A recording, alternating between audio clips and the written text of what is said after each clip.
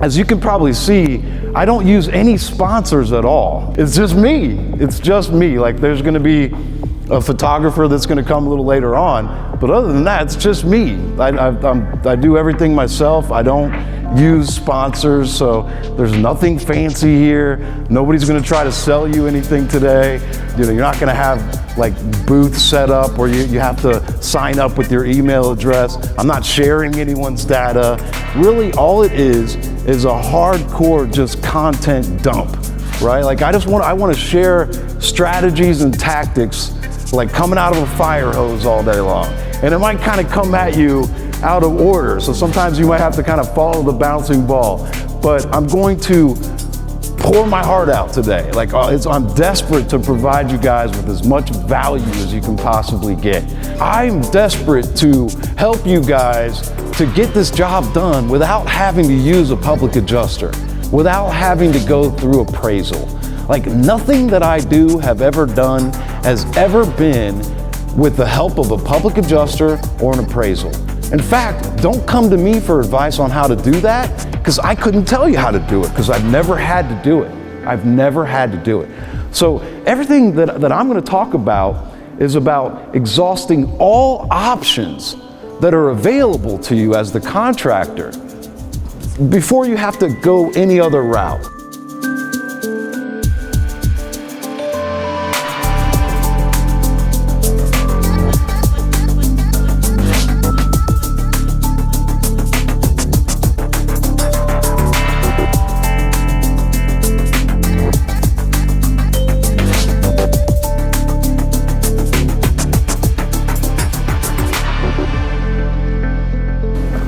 Welcome, everyone. I appreciate you coming this morning. We're going to go ahead and get started. I know there's a lot of this, like cameras and projector and stuff you see, we're going to be using later in the day. So the lights and stuff, there's going to be a photographer that's coming later on.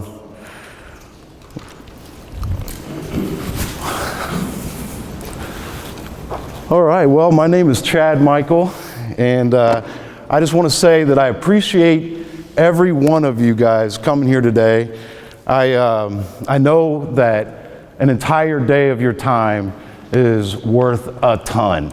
And so I want you to know how much I am grateful, and I appreciate you guys being willing to invest into yourselves and into your business to be here today.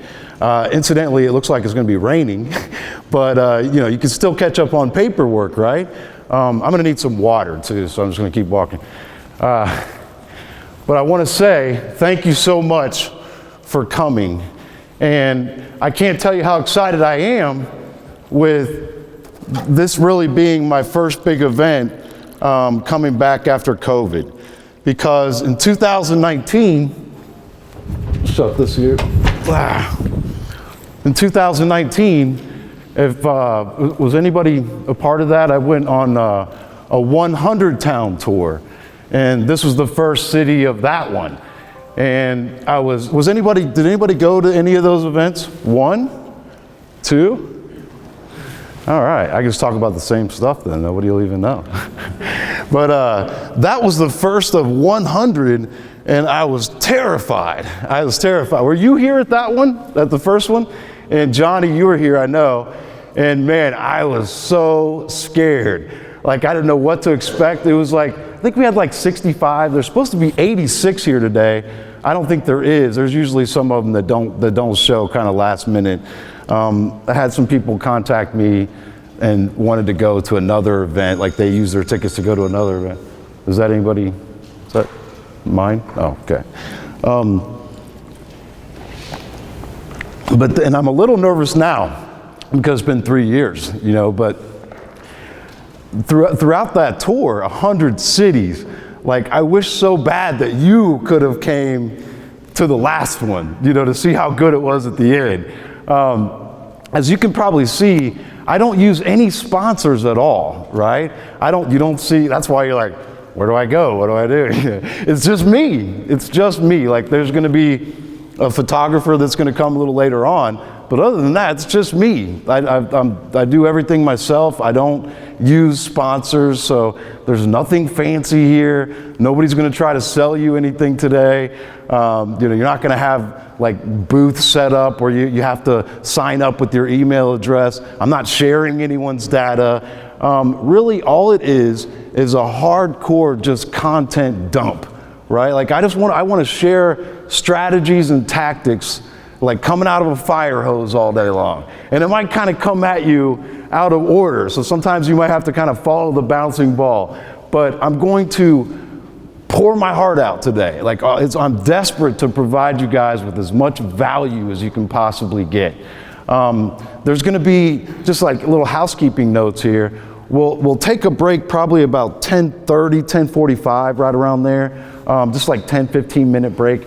And we'll do lunch from 12 to 1, and that'll be right next door here. It's a big, huge other room set up.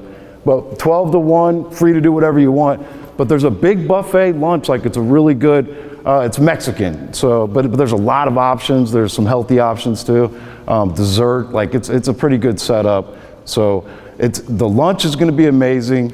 And I'm also going to, as promised, provide everyone here with access to, it's a certain portion of my training course that holds all the documents and forms. I have an online training course also, and I'll talk a little bit about that later. That's not why you came. But there's a portion of that course that has the documents and forms. So I'm gonna share with everyone here a ton of building code information and like the necessary building codes that will help you with insurance companies, and also like just documents and forms. If no one's using, like if you've been looking for better contract paperwork, I have contract paperwork that will fit what I'm talking about today. And some of you already have well-established contracts, so I don't want to mess with any of that. But there's a lot of other documents there too. But also, there's 27 different Xactimate estimates that I wrote personally, and they're on all different types of jobs. Any job you can think of, roofing, interior, water damage, fire damage, tree falls on a house damage, temporary repairs like tarp jobs, mitigation jobs. I think there's even like a pest control, stuff in there. But there are the PDFs, but also the ESX files. So if you're familiar with that, we're going to talk a little bit about ESX files today too. But the ESX files are going to be the data file, the Xactimate data file for those of you who don't know.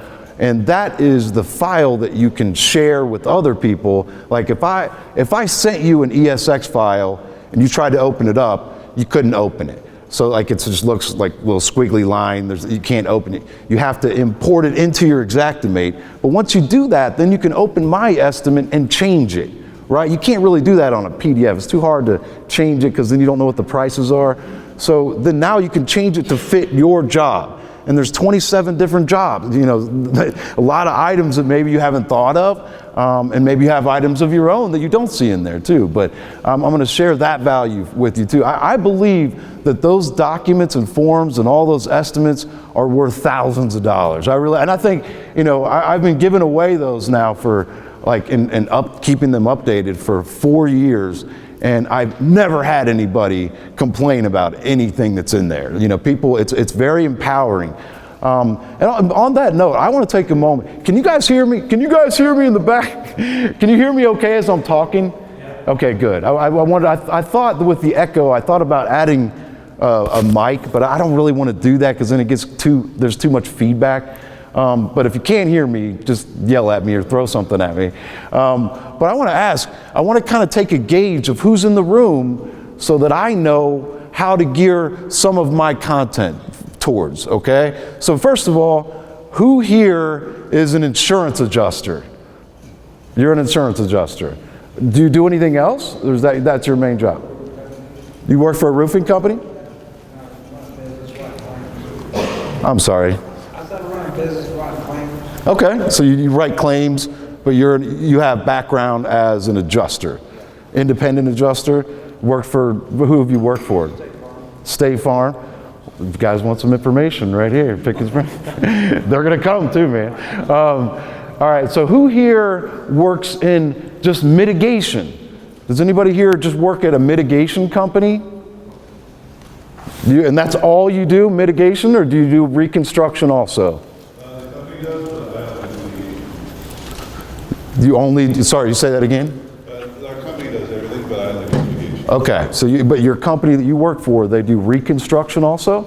Yep, Recon, good deal. But your specialty is mitigation? Yep. Okay. Water, fire, mold. And do you do the estimates? Is that like you do project management, that kind of thing? Yeah, estimates and invoices, yeah. Okay, cool. Is anybody here a public adjuster? Good. All right. Does anybody, so I take it then that the rest of you, and you could raise your hands, roofing, general contracting, exterior, raise your hand if that's what you do. Okay. All right. Did I miss anyone? Is there someone here that does something different than anything I talked about? No? Okay, I covered. Now, one final, okay, yeah, tell me. Oil field. 40 years now, gotta find something else. Now you got to find something else. Well, welcome, sir. What's your name? Doogie. Dude, pleasure to meet you. Yeah, give this guy a hand, man. He's been in the oil field for 40 years. There's definitely a place for him in this industry, right? Some of these guys are hiring. Johnny K back there might be hiring. I know he's looking for some people. All right, so, and then one final question along that line, and this is what I'm really curious about. Because of who all raised their hands, the majority of you, who here uses the appraisal process? Who here does appraisals? Like not does them, but you send your jobs through appraisal. A handful of them. Who here uses the services of a public adjuster or has? I mean, I know that your client kind of has to do it, right? But you've done that too. Okay, good. So not the majority of you, but a good many of you, right? So that really helps me too. So one of the things I'll tell you, and I'll skip out of order here, is I'm desperate to help you guys to get this job done without having to use a public adjuster, without having to go through appraisal. Like nothing that I do have ever done has ever been with the help of a public adjuster or an appraisal. In fact, don't come to me for advice on how to do that, because I couldn't tell you how to do it, because I've never had to do it. I've never had to do it. So everything that I'm going to talk about is about exhausting all options that are available to you as the contractor before you have to go any other route, right? Well, I guess one other question, I'll just throw this in. Does anybody pursue litigation out of your jobs? You go through litigation, you go through lawsuits. So that's the other thing is like, I think there's a lot out there, right? Like so I've been in this and I'm going to talk about my background here in a minute. About 23 years, my 23rd or 24th year in the business with background as a contractor, consulting, and I'll talk more about that. But I've seen a lot of magic bullets out there, right? Like through the years, and I have a lot of friends. A lot of my friends are public adjusters. They use appraisals, or they are appraisers, umpires, right? Attorneys. Is anybody an attorney? I didn't ask that question. I've had a couple of attorneys, so I wanted to ask that too. And you're not an active public adjuster, so I can beat up on adjusters today. You know, I don't have to coddle you, all right? But it amazes me how many things that have been out there through the years. Do you ever remember a couple years ago the assignment of claims, assignment of benefits, AOBs, AOCs? You remember that talk in the industry? I'm in a lot of groups too, so I've been to a lot of events like these, and they have these breakouts, and they teach you how to, do this magic method that's going to get you there faster, or get you there quicker. Listen, I've got a YouTube channel, I can prove it to you, that for 7 years on that channel, I've been talking about things the same way that I'm going to talk about them today. And I'm so proud of that more than anything in my industry, is that the things that I've talked about now kind of seem old-fashioned in a way, but they're timeless. They've not gone obsolete. The methods that I'm going to talk about have worked, they do work, and I believe that they're going to continue to work. You know, I keep hearing things about, well, everything's going to change in the industry. Everything's going to change. You know, there's not going to be these insurance jobs. That all's going to go away. You're not going to be able to do this anymore. You know, well, what else are you going to do? I've been hearing this for years and years and years. There's all kinds of, and you may have an opinion on this, and I don't want to disrespect your opinion. You know, but I believe, my opinion is that the industry's only getting better. It's only getting better. I mean, because the storms and catastrophes that are out there are only getting more and more. And the insurance companies are not going to stop paying for this stuff. You know, they are going to continue to fight. They're going to continue to delay, deny, defend, right? I mean, they're going to push back at every single level.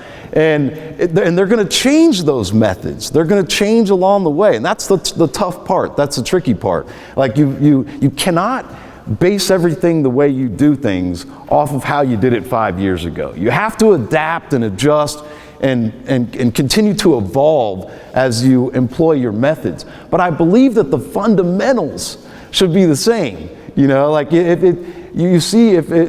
sports fans, you know, football, basketball, you name any sport, football I'm thinking of. You know, like when there's a new kind of play, you know, they had the quarterback, they've used the quarterback differently in recent years, and so there's newer kind of plays that people haven't seen before. Everybody's trying to find that new play that nobody's seen, and then once they've seen it, you know, it gets on film and they adjust and change things. But those new plays are flashy and fancy, but the fundamentals are the things that the winning teams always have, right? Like, I know probably a lot of Cowboy fans here.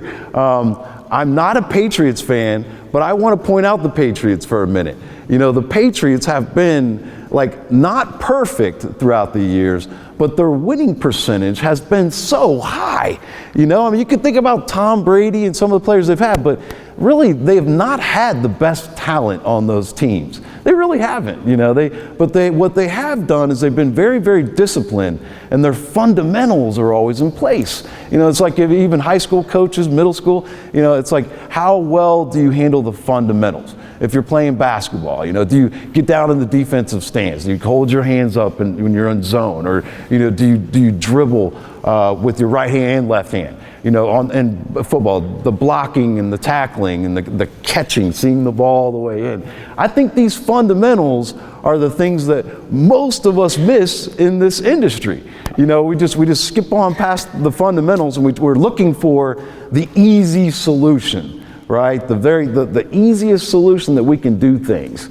And so I want to try to help you guys with that and give you a different way of looking at these things and give you actual tactics and strategies to use.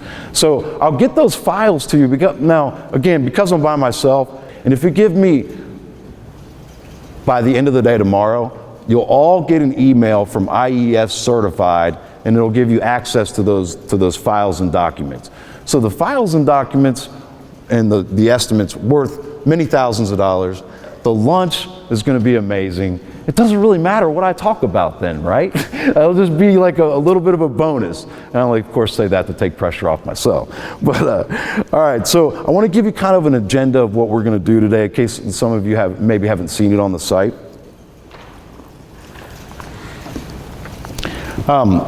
So I'm going to give you a little bit of an intro about me and who I am and some of my background, and then I want to get into some of those fundamentals as we get started and build throughout the day. I want to talk about what I believe are the 3 phases of the insurance restoration industry, and those 3 phases are mitigation. We talk, this guy back here. We were talking about that. Their contents. And reconstruction. Now there's other facets and other, parts and other little small nooks and crannies of the industry, but it really breaks down into those 3 sort of categories, the phases of the restoration industry. Now the mitigation being, like you think of like a ServPro, where they show up and immediately dry it out. Their only mission really is to get it dry, but they remove all the wet stuff, remove anything that's toxic, get it out, get it clean, get it dry. But typically, some companies will do it all. You know, they'll come and do the reconstruction also. But typically, it's someone else who comes in and does the reconstruction, right? The put back, the build back, the repairs, if you will. Now, the contents are kind of in the middle there. And I think the contents are what a lot of people forget about. And I'm going to give you some gold nuggets. Like, because I think everybody, if you do any interior work at all, okay, there are contents involved. And typically you see it on the estimate, move out, then reset contents, you know. It's more to it than that. And I believe we're missing some profit there that's on the table. We're leaving money on the table. So I want to show you how to do that. If you're not doing any interior work, I'm going to make a case for why you probably should also throughout the day. So mitigation, contents, reconstruction, we'll talk about those different things. And then I want to talk about the insurance restoration process as it is, like how adjusters, you know, why things kind of happen the way they are. I'm going to give you some context that I think will help you if you kind of look behind the curtain as to why certain things happen. And this guy can back me up on the way that the insurance restoration, like the flaws to it, what the problem, why it's broken. And then I want to get into what my process is and how to deal with that. And that's what I want to share with you. So I'm not coming at you today like that's one thing I hate about calling it a class, because I'm not a teacher. You know, I don't want to look at myself like a professor, guru, anything like that. What I am really, and that's why, like, somebody gave me the name the Practitioner, and you're like, what in the world does that even mean? You know, I think what it really boils down to at its core is that I'm just a guy like you guys. I'm just in the trenches like you, figuring this stuff out. Right? Like, I'm actually doing it from day to day and figuring it out and cracking the codes, just like a lot of you guys are. And all I've been doing is just sharing it. So, like, what I get more than anything is people questions all the time asking me, you know, how do you do this, or how do you do that, or how do I deal with this, or how do I deal with that? So all I'm doing is just trying to open up my hood and show you, just share with you, not like tell you this is the way you got to do it, you know, like, because you all have different methods, and I'm sure a lot of those methods, you know, most of them probably work. Okay, so I don't want you to change things that aren't broken, but I think all of you are intelligent enough to know that when you see certain things, how you can incorporate that into your methods. Okay, and I'm going to show you that. We'll do a lot of visual today. Like, I'm going to break down actual Xactimate estimates. We'll get into my Xactimate a little bit. I want to show you a few things. Who here does not use Xactimate? Does not. And I'm not ridiculing you, so please raise your hand. I want to get an accurate gauge. Good stuff. So that's good. So I take it that the rest of you do. Come on in, brother. Come on in. Help yourself to some coffee and water. I'm Chad. Make yourself at home, all right? So with Xactimate, like, I'm not here to say Xactimate's wonderful and all of that, you know, because different people have their own methods. But what I do is I try to go with the grain. Everything that I do is about going with the flow instead of against it. So less friction with the process, with the insurance claims, right? With the adjusters, less friction. So, you know, I think too many people has anybody seen that video that's going around like crazy with the guy in the State Farm adjuster? Have you guys seen that? Raymond Little from Perimeter Roofing. Has anybody see that? Man, that's a crazy video. If you haven't seen it, go to my Facebook page. I've shared it. But like, it's got over 500,000 views. Like, you don't usually see that on a roofing video. And he's got a part 2 that's also, but it's this guy that's arguing with a State Farm adjuster.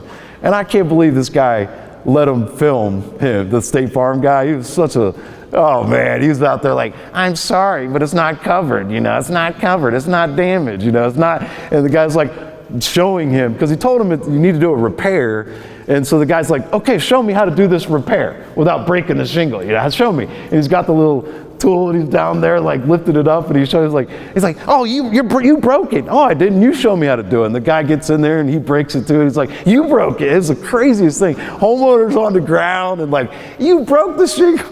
But it's, you know, I love the video, and I love that guy was doing that. I love that he filmed it. I think more of us should film the adjusters to you know, keep them accountable. You're allowed to do it. I mean, if your homeowner does, a lot of them will say, you can't film me, but they have to do their job. More and more people are using their cameras, you know.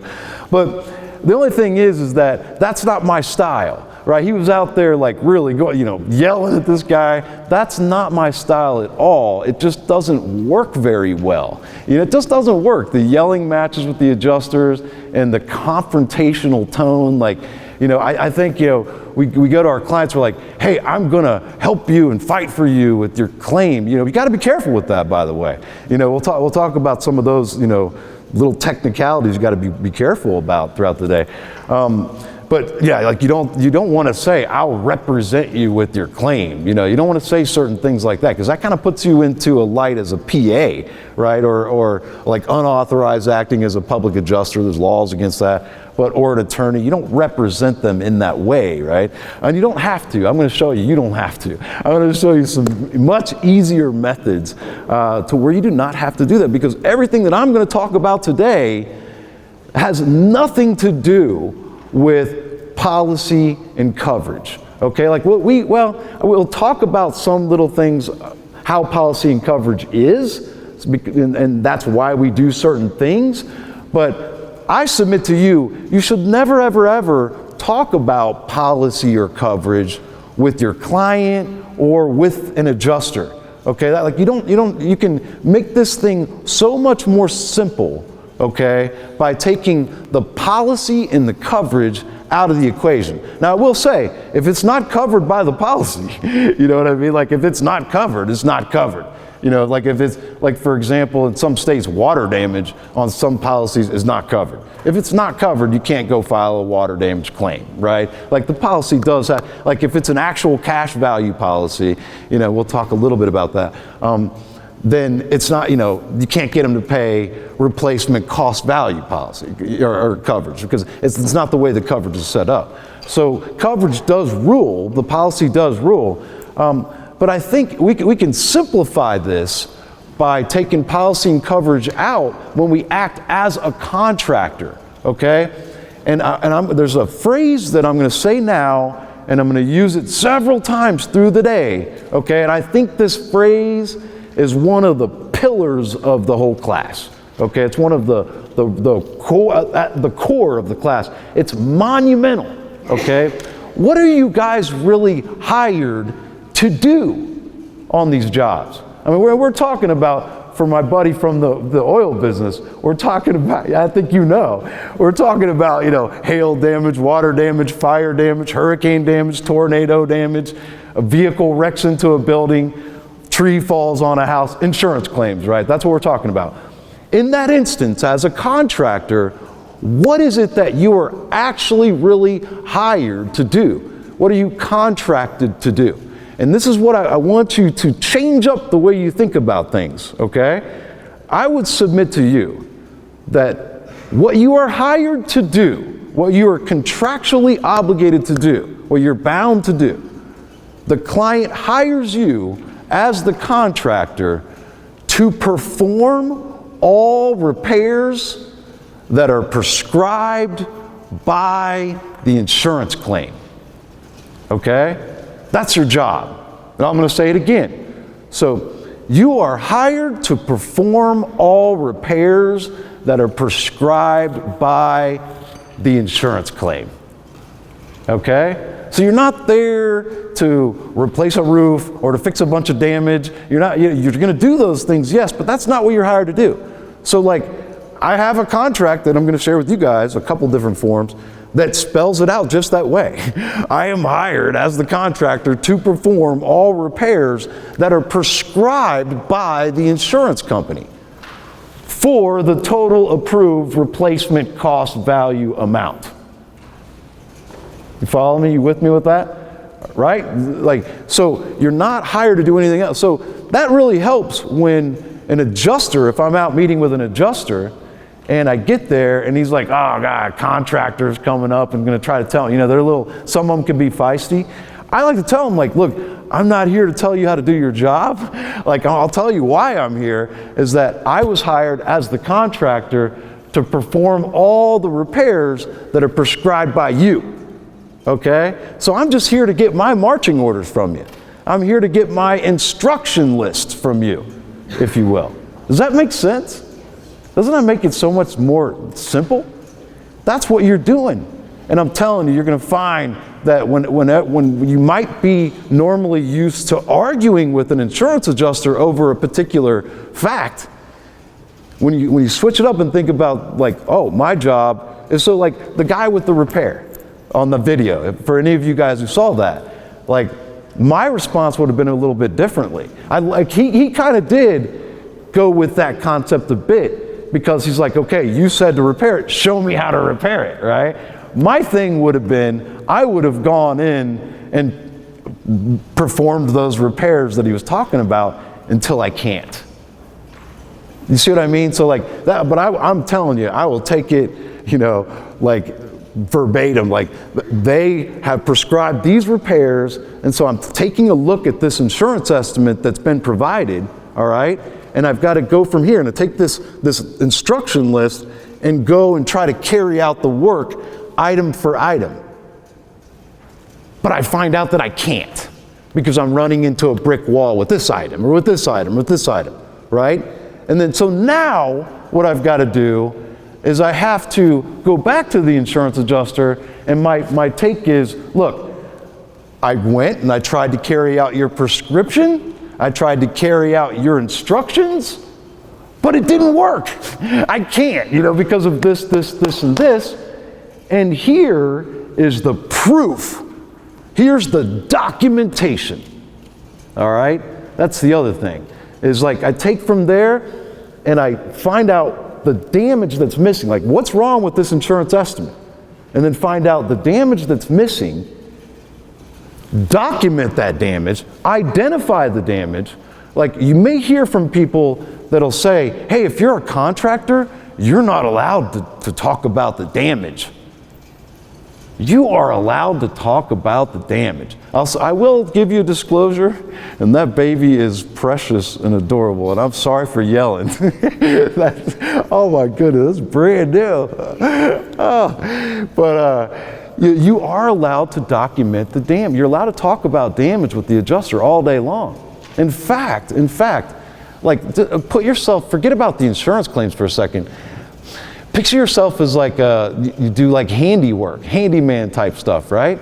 And somebody hires you to fix a screen door. How are you going to fix the screen door unless you know what's wrong with the screen door? So forget about insurance. Are we going to let insurance, companies come in and tell us that we're not allowed to, identify damage and talk and figure out what's wrong with something? No. That's your specialty.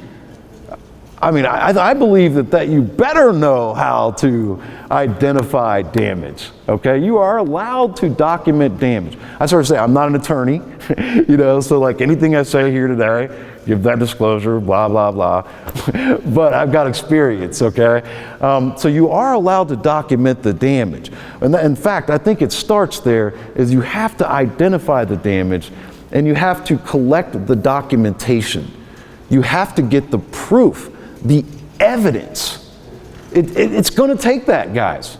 Okay, so I think there's too many things. There's a method in the industry that gets a lot of hype, and it's the lump sum method. Anybody heard about the lump sum method? Right? There's a lot of hands. So good, you guys know what I'm talking about.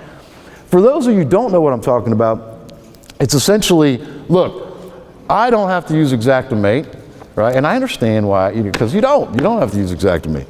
I don't have to use Xactimate. I'm a contractor. I do roofing, whatever it is, right? And this is my price, and this is my price. This is my contract. This is my price, and they're going to pay my price, right? And it doesn't. And so, but here's the problem: is that if you're using that method, that's fine, but you need to be it has to be itemized. It's got to be itemized, like Xactimate is. So, like I said, Xactimate is not, I've been using Xactimate for 20 years, but I don't think it's, the greatest thing in the world. But I use it because that's what the insurance companies use. Like 90% of them, that's what they use. And they use Symbility is the other one too. But it's lower and lower. And even when they use that, we'll talk about that a bit, the prices on that are so far off, on the Symbility than Xactimate, so much lower. But typically they will recognize an Xactimate estimate. So if you see a Symbility and you're using Xactimate, use the Xactimate. Don't switch over to Symbility ever. Like, that's not my advice to you. But if you're using some kind of other construction bidding type of a software or a spreadsheet or whatever your method is, a Word document, I don't really care. It has to be itemized, because if it's not itemized, right, then you hand over that lump sum. So you're like, okay, here's the roof, and here's, some gutters, and here's this and that, 14,000.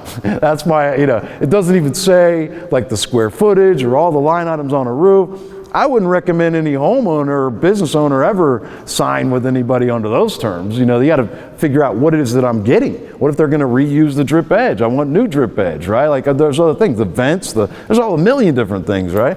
So that's not going to work for me if I'm the owner. But there's too many, in my opinion, too much, I should say, of that going on. And there's like organizations and groups and clubs and meetings like this where people get together and talk. If you haven't heard about it and that's something that interests you, I'm not going to give you any names, but you just look it up. You can find some places to go, meetings like this, and learn all day about how to get your lump sum stuff approved, okay? And because there's people that is what they want to do more than anything, like the lump sum. I think in my mind, like, it's got to be because they don't want to put in the work. They don't want to put in the work. And so, it doesn't work. The insurance company pushes back. They're like, well, we need you to break that down. We need you to break that down. And so they're like, well, I can't believe you're being so unreasonable, Mr. Adjuster. I'll tell you what, I'm going to send it to appraisal, or I'm going to get a PA, or I'm going to send it to an attorney, okay? So I'm not, anybody that has used a PA please forgive me. I'm not trying to disrespect you. I don't think that that's the reason why you're doing it, but I think that there's a lot of people that are, and because they don't want to put in the work. They're like, well, I'd rather just go sign these people up. I don't even want to do the estimate. I don't even want to do the inspection. I'll just let somebody else deal with that. But you got to understand that there are successful PAs out there, successful appraisers, attorneys, but the ones that are the most successful have the most documentation. It stands on a correct estimate, a correct inspection, like actual details. If not, I'm not saying that you can't have success, okay? But typically, and I usually ask questions, and I'm not going to do that, I'm just going to keep rolling. But typically I like to ask questions like, if there's more of you that do the appraisals, there weren't very many of them, I don't want to put you on the spot. But I usually ask, what is the average time frame that it takes you to get through the appraisal process or with a PA, right? And what I get, and it depends on different states, that I'm in. This is my home, this is where I live. But I would say here, it's about 6 to 8 months. And that's not, there are many cases that it's much longer than that. If there's litigation involved, it's much longer than that. So I had a guy one time, I think it was in Oklahoma City, that told me, he goes, I don't care. I'm getting them to pay 900% of the amount. Then it usually takes, how long does it take? About 9 months, but it's 900%, so I don't care. I mean, that to me is just like, okay, I'm going to break this down. Like, time is money. You've heard that one, right? A very quick analogy. I have a buddy who used to build decks, all right? Let's imagine that you build decks for a living, okay? Now, let's say that you do these decks for a builder, and you only do one type. One size, same dimensions, same material, same color, everything's exactly the same. And you do one of these every single week for like a builder. Every week. And it takes you a week to do it, okay? And when you build it and you get all done, you profit about $5,000, all right? Just for example. And because you sub it out, okay, for example. So you know what your labor is going to be, and you know what your materials are going to be. That's changing, I get it, but bear with me, right? You know, materials are definitely changing. It's a set number, right? So if I were to say to you, hey, how much money do you make? You know, you say, well, man, I could pretty much narrow that down because I do one of these decks every week and I profit $5,000 from it. And so I make about $5,000 per week. And you explain to me, you know, or maybe you're asking me and I'm explaining to you why, right? And you're like, well, Chad, that doesn't make any sense because, you know, what if it rains one week, right? And it takes you 2 weeks to do the deck, right? So do I make $5,000 a week anymore? No, all of a sudden my income just got slashed in half. That's the real meaning of time is money. Like I had a company once with 40 employees and they were hourly. And I thought, you know, time is money. I know what time is money means. I did not know what time is money meant, you know? So I think like if you're thinking about that and it takes you 9 months to get through a job, you have to divide it up over 9 months and all the weeks in the month. How much money do you really making off that job?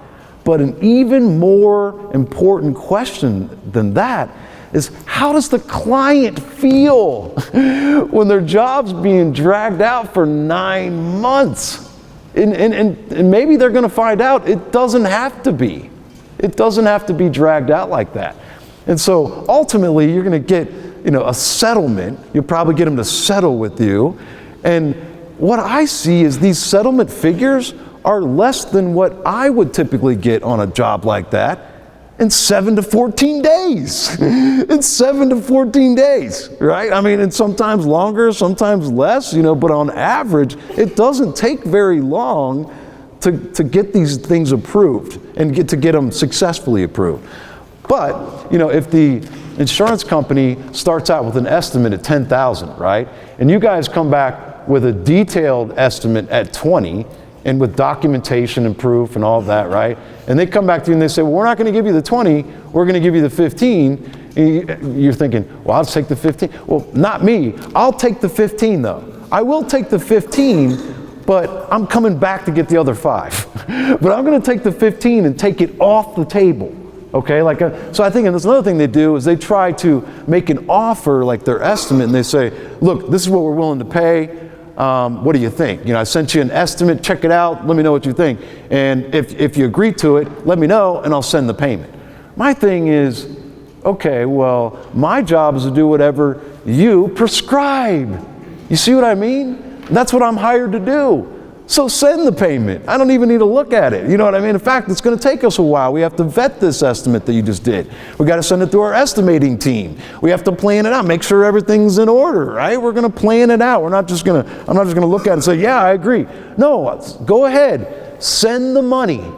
Send the money. Send the money. Send it now, okay? Go ahead and send it now because we agree that you at least owe that much. We do agree that you at least owe that much. Okay, so my job is just to do whatever it is that you prescribe. Okay, so send the money, and I'm going to go set out to carry out those repairs that you've prescribed, and I'll let you know if anything comes up. How's that sound? You see what I mean? Like, so I'll let you know. I mean, and that goes back to, I know everyone here, most of everyone here has been standing in the foyer of your client's home before.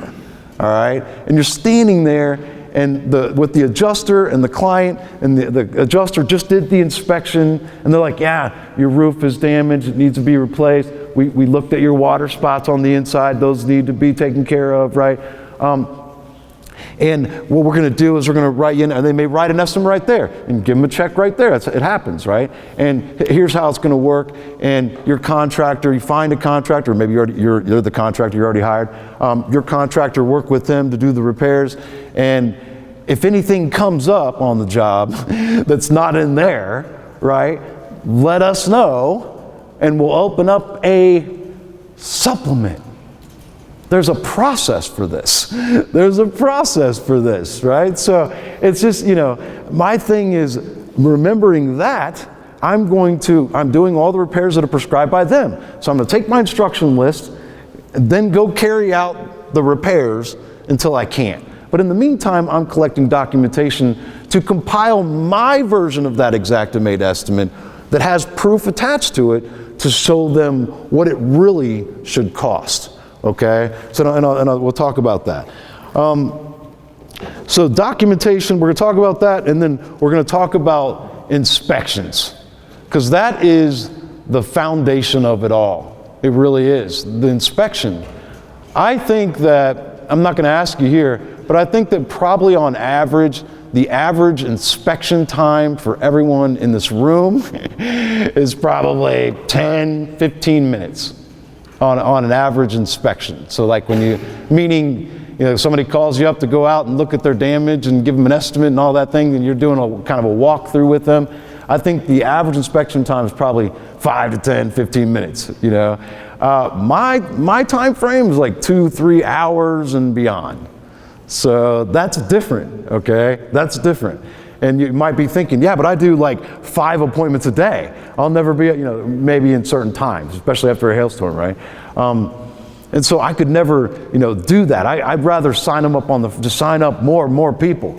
I mean, but man, a lot of these people are going to be dropping out, okay? A lot of people don't have legitimate damage. A lot of people, you know, the claims are underpay. You know, I would much rather do the job right and and love the one I'm with and do the best job that I possibly can on every single deal. And because my approval rating, you know, are much higher. The approval amounts, the numbers are generally much higher than what was initially offered by the insurance company. And if you don't put in the time to do the inspection and really spend time with it, then you're not going to be able to do that. Now, so like, I find that most of my money is earned on the inspection. On the inspection. Like I find things that no one else has ever seen. The contractor didn't see it, you know, like any other contractors didn't see it. Maybe a couple different adjusters didn't see it. Maybe the owner of the building didn't see it, but I come and I find it. And so I want to be the guy that knows more about this project than anybody else.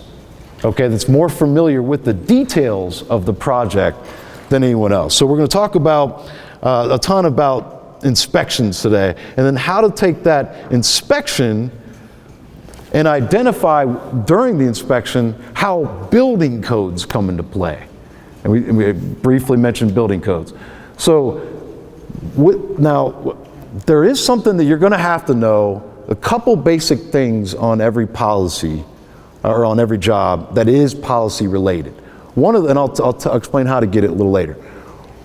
One of those is, does the policy have ordinance and law coverage? OL coverage, okay? And that's basically layman's for code upgrade coverage, right? If they have code upgrade coverage, you know, ordinance and law coverage, then that means the insurance company must pay if something is damaged and you have to do the repairs. Those repairs have to be up to code. They have to be up to building code. Okay, so using building codes. One of my favorite codes of all time, and it's in every version, and I'll explain what I mean by the versions because we're going to dissect. It'll be right after lunch. We'll do something I call the code game. And see, building codes to me used to be something that was like a foreign language to me. It was too like, I can't even go down that rabbit hole, you know? I couldn't understand half of the lingo. If you look in building codes, it kind of almost comes out like a law book, you know, and real official. It's hard for me to follow sometimes. But somebody showed me along the way how to really simplify this stuff. And how you don't need to know all these codes. There's a ton of code books and all these. There's only a few sets of codes that you really need to be focused on. And inside of each of those, there's only a handful of codes that'll usually come. There's more. If you are interested and fascinated by it, dive into it because you can really get carried away. But typically, there are only a handful of codes that really come into play with these insurance jobs, especially if you're doing mostly roofing and, you know, exterior stuff. If you're doing fire damage and rebuilding homes and buildings, it's different. You know, you want to dive a little deeper into some of the other codes. But I want to help you simplify that, okay? And again, I've shared those like code snippets, the ones that you'll need the most, and I'll help explain them. But one of those codes that I love the most, that's in every version, is that all flashing, all right, on a roof, all flashing, and also outlets, edgings, drains, any assemblies that are part of the roof, okay? Anything, but all flashing. Think of flashing. And what's on flashing? Flashing is around the pipe jacks, around the vents. Flashing's around the chimney. Flashing's everywhere. Sidewall flashing, there's flashing all over the place. All flashing must, not maybe, not possibly, must be replaced where rusted, damaged, or deteriorated. Hey, Mr. State Farm adjuster, do you know that? Okay, State Farm doesn't know that either, usually. When I talk to State Farm, they don't, they're like, huh? We don't have to pay for that. I didn't see any hail damage on the flashing. Well, I'm looking at hold on, let me look at the code again, Mr. Adjuster. All yeah, no, it doesn't say anything about hail damage anywhere. It doesn't say anything about hail damage. All flashing must be replaced where rusted, damaged, or deteriorated, all right? So like, a lot of you are thinking, one second. A lot of you are thinking, well, the flashing, I get it, because the flashing is going to be damaged when you tear it off, right? Well, yeah, probably will be, okay? But, rust is self-explanatory. If it's rusted and you see that it's rusted, you've got it, okay? If it's deteriorated, if it's, bent up. But man, it's all damaged already. All of it's already damaged. Why is that? Because how was it installed? Anyone? Nail. What does a nail do?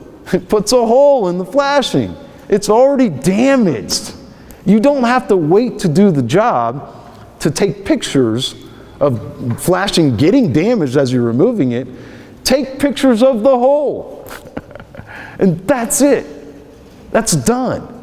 You see what I mean? Now, that means to me, on any roof, just about everything on the roof's got to be replaced. All the vents, all the pipe jacks. Power attic fans, if they're damaged, maybe the flashing on it, right? Skylights, if it's damaged, but the flashing has to be replaced, right? The cladding a lot of times has to be replaced. You see? And you can back that up with building codes. So another thing is that you cannot, a lot of people, and I want to, if anybody here is roofing shingles over top of other shingles, I'm going to have to ask you to leave.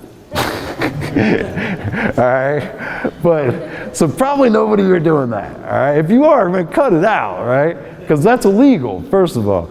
But I'm not going to put anybody on the spot with this next part, because there's probably some people in here, there's probably a good handful of people in here who shingle over the felt, the old felt. They don't take up all the old felt before they start putting in the new felt and put in the new system. And that is wrong. And I hate to say this would be a right or wrong kind of thing, right? But I'll tell you this, it's illegal. It's illegal. It's illegal. So you have to go all the way down to the roof deck. That's a code. That's a building code, which means it's a law, right? The coverage is ordinance and law. It's law. Mr. Adjuster, you cannot ask me to go do anything against the law. I'm not going to break the law for you. You know what I mean? So it's code. But also, you cannot go over top of, now you can't go over another type of roof system, okay? So you cannot do layovers on other shingles. But you can do, like if it's metal, there's metal, you can go metal over certain other things, as long as all the circumstances are correct and other codes are followed. Spray foam, you can go over top of other systems. I have a buddy that, Johnny knows my buddy back there, who's a spray foamer. You know, he's a big spray foamer. And he's proud of what he does, you know. His thing is, look, I don't care how wet a roof is. He's talking about mostly commercial flat roofs, right? Who here does commercial work? Who does only commercial?